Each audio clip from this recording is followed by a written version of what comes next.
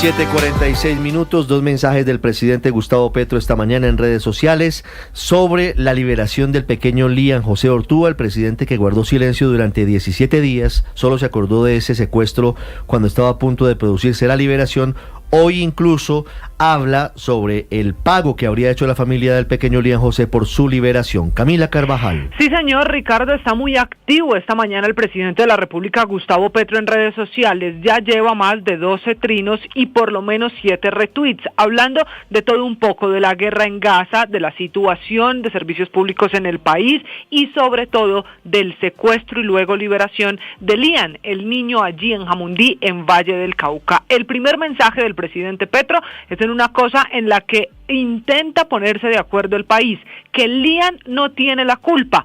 Dice el presidente, como niño debe ser respetado. Los secuestradores, posiblemente del Estado Mayor Conjunto, solo mostraron que están en la lógica típica de los narcotraficantes. Sin embargo, si hay algo que proteger, son los derechos del niño, que hoy está libre, sano y salvo. Y esta mañana el presidente Petro ha puesto un segundo trino sobre esta situación y esta historia que cada vez tiene más ingredientes en el Valle del Cauca. Jamás permitiría que muera un niño en fuego cruzado por las irresponsabilidades de mayores oscuros, dijo el presidente Petro, Ricardo. 7:48. Ese trino me deja dudas, Felipe, sobre lo que quiere decir el presidente en torno al pago del rescate por la liberación de un menor, de un secuestrado, en este caso. Él diciendo que él, entre líneas, señalando que prefiere eso a que lo maten. Yo me quedé en la época en la que el Gaula le decía, y creo que todavía le dice la gente del Gaula de la policía a las familias de los secuestrados: por favor, lo único que tienen que hacer es no pagar, no acceder a las peticiones de los secuestradores. 7:48. El personero de Cali es Gerardo Mendoza. Ha estado muy pendiente del caso del pequeño Lian José Ortúa. Personero, buenos días. Muy buenos días para los oyentes, para ustedes. Señor personero, gracias por atendernos. Esta historia ha tenido unos giros, lamentablemente, de sangre en las últimas horas. ¿Qué saben ustedes sobre el asesinato de Antonio Cuadros, familiar del padrastro del niño de Lian José? De Antonio Cuadros conozco el presente, lo refiero porque participé en diferentes actividades, coincidíamos en esa unión de esfuerzos para lograr la liberación de Lian. Lo vi, sabía que tenía cercanías con la familia, celebrábamos antier la liberación de Lian con regocijo, me llamó su madre con Lian, me lo puso. Me daban las gracias por la intervención que desde lo humano y lo misional hice en favor de sus derechos como niño, de sus derechos humanos. Y al día siguiente, o mejor dicho, para ser más preciso, horas después, se empieza a filtrar la información que hubo dinero en la entrega. Hubo dinero de por medio en la entrega. Esos supuestos me llamaron la atención.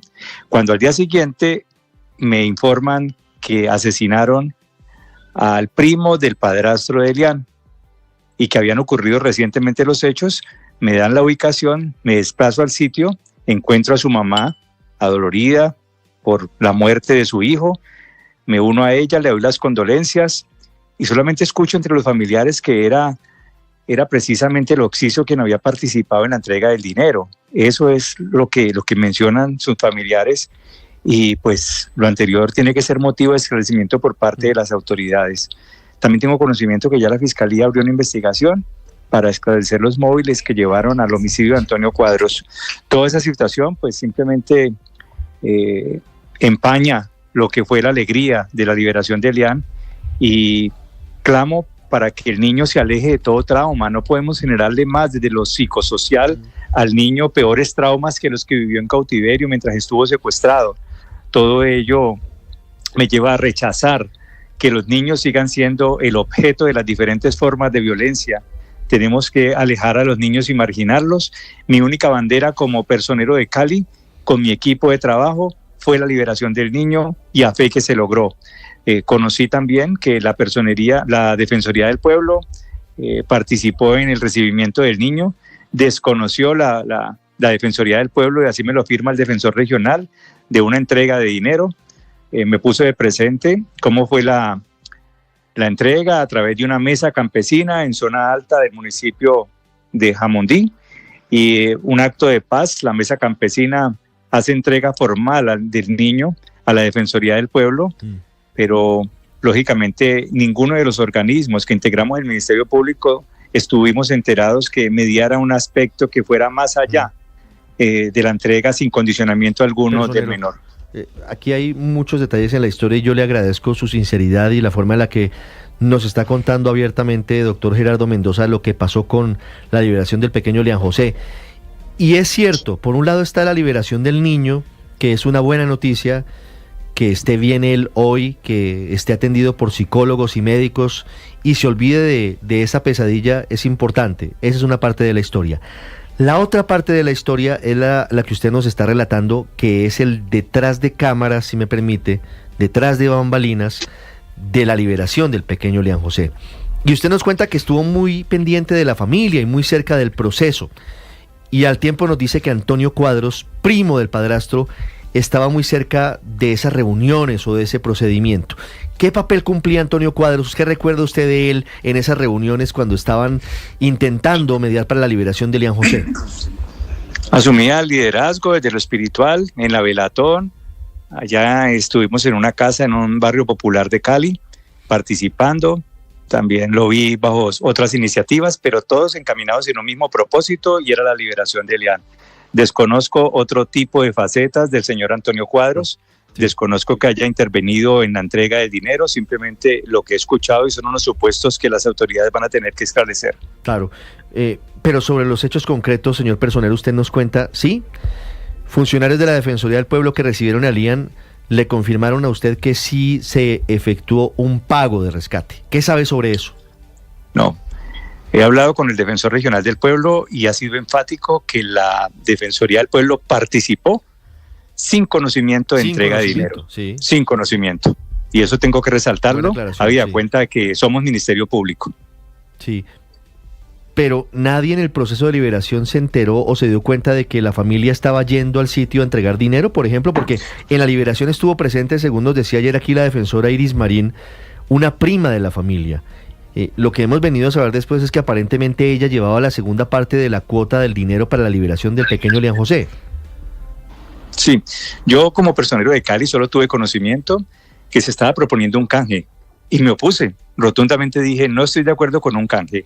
Si el grupo al margen de la ley reconoce que fue un error, que Lian no era el objetivo, ¿a título de qué condicionamientos? Pues que simplemente enmienden el error liberando a Lian. Y esa fue la exigencia que como personero de Cali tomé la bandera pidiendo la liberación de Lian. Desde ese momento no conocí más aspectos de fondo, hasta dije, no se puede perpetuar la criminalidad aceptando un canje, porque delito no se canjea por delito. No deja de ser un delito de alguna manera que liberen a Lian y retengan a otra persona. O sea, me opuse rotundamente. Eso es lo que puedo manifestar como personero. Sí, personero. ¿Y el canje o la propuesta de canje era intercambiar a Lian por quién? Por el padrastro o su madre. ¿Esto confirma que el objetivo, personero, del secuestro no era el pequeño Lian, sino su padrastro? Iban por adultos. En ningún momento iban por el niño. El niño no era el objetivo del secuestro. Sí. Entonces, de hecho, por eso admitieron el error. Claro, y entonces, ¿sí? ¿Por qué terminan llevándoselo? Pues se lo llevan por error, por eso reconocen el error. Dice que el niño es secuestrado por error. Entonces, cuando reconocen el error, como personero yo reclamo y digo, bueno, el error se enmienda solucionando y la solución es liberando a Lian. Esa era mi exigencia. Personero, en algún momento en esas reuniones con la familia, en la velatón, ¿ellos discutieron la posibilidad de pagar un rescate, de pagar dinero por la liberación del pequeño? Nunca tuve conocimiento de dinero de por medio para la liberación de Lian. De hecho, si ustedes revisan mis intervenciones en diferentes medios, exigí la liberación sin condicionamiento alguno.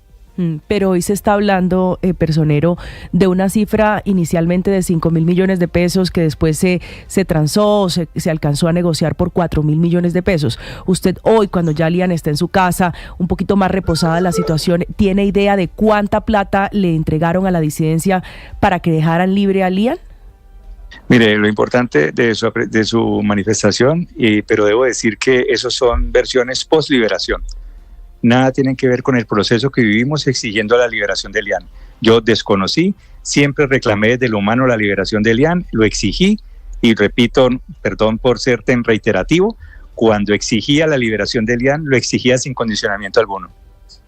Personero, sobre el asesinato del señor Cuadros, ¿se cree que esté directamente relacionado con el pago o con la mediación que él tuvo en ese rescate?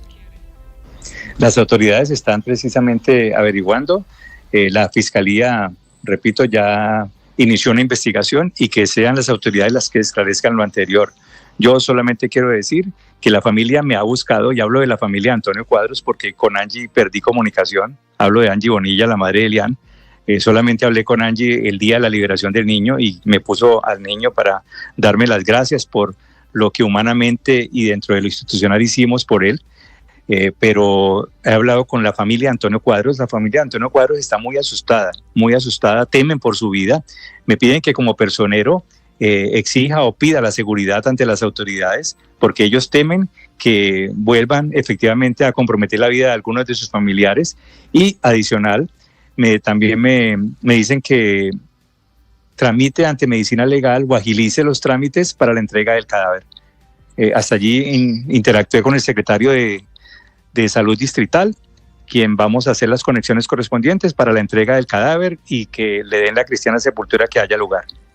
Personero, hay una cosa cierta y es que durante los 18 días del secuestro hubo un canal de comunicación permanente entre los secuestradores y la familia de Elian. Incluso enviaron videos, hicieron videollamadas, permitieron que la familia enviara la medicina que necesitaba Elian para su problema de asma. Durante ese tiempo, ¿qué exigencias hubo por parte de este grupo al margen de la ley? ¿Qué le pedían a la familia para dejarlo en libertad? ¿Cuál era el propósito del secuestro? ¿Qué conoció usted de parte de la familia? Las veces que hablé con la señora Angie Bonilla, nunca me puso de presente que había tenido conversaciones con los integrantes del grupo al margen de la ley. Siempre me decía, haga algo personero, me reclamaba desde lo institucional, por eso requerí por escrito al señor presidente, le dije, señor presidente, desde lo humano y en respeto de su dignidad, le exijo su intervención frente a la liberación del niño, toda vez que están en juego sus derechos a su libertad, pero no más. Esas fueron las conversaciones que tuve con la señora Angie Bonilla. Nunca me habló de aspectos diferentes a los que le acabo de hacer mención. ¿Y entonces por qué terminan pagando por la liberación de Elian, personero? ¿No confiaron los familiares de Elian en la gestión que estaba adelantando la Iglesia, Naciones Unidas, sí, la Cruz Roja? Exactamente, esa es la misma pregunta. Esa es la misma pregunta que me hago como personero y la que se hace mucho colombiano que está en la incertidumbre y que existe esa paradoja de cómo pasar de la felicidad al cuestionamiento.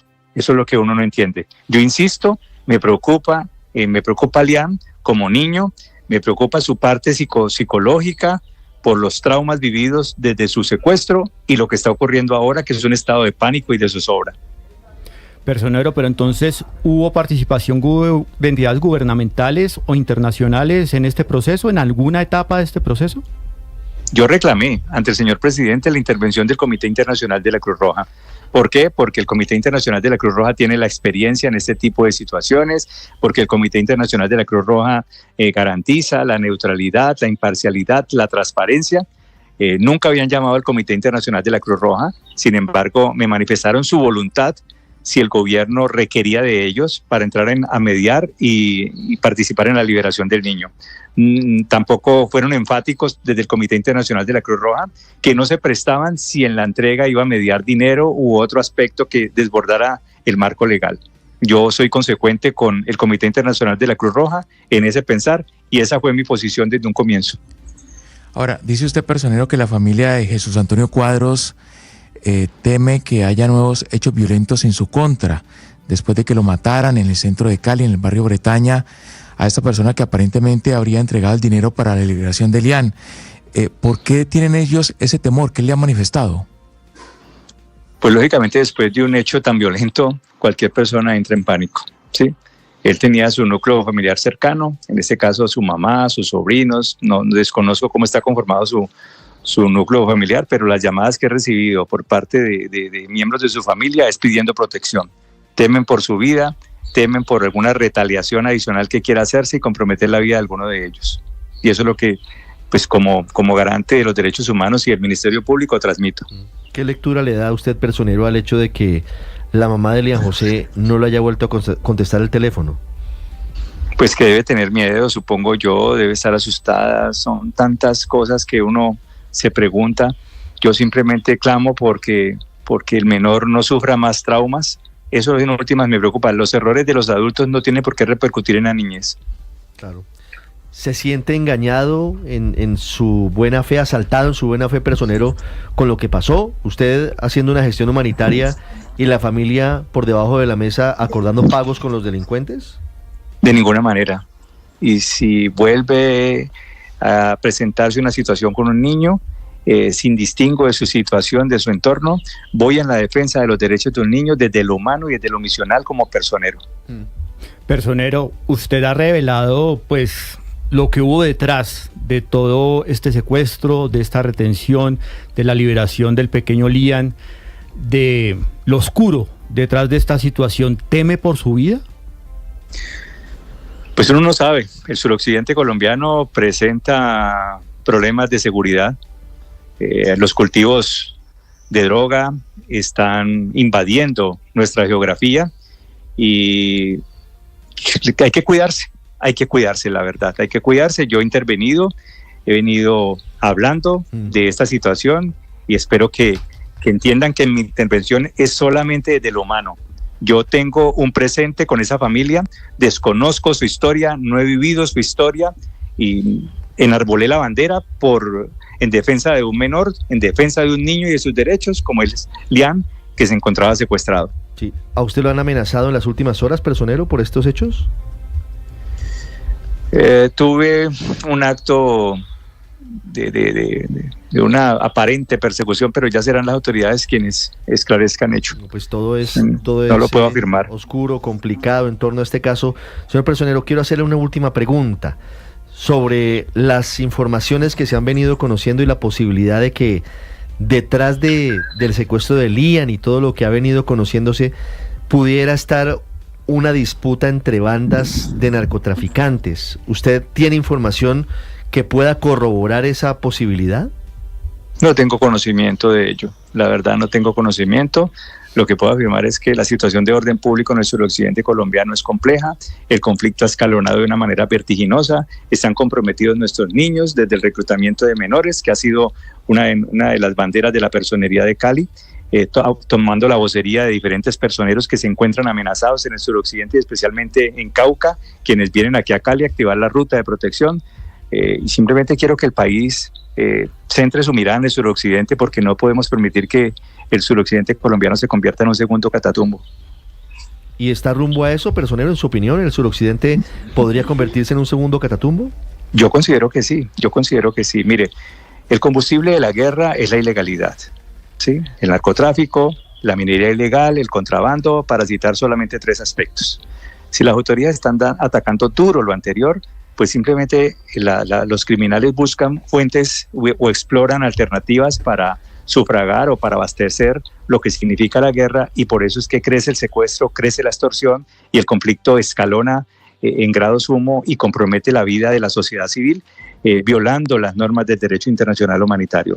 Ese es el llamado mío que le he venido haciendo al gobierno, al procurador, a la defensora del pueblo, que generemos unas alertas mediáticas y exploremos soluciones de cara a lo que el conflicto significa en esta región.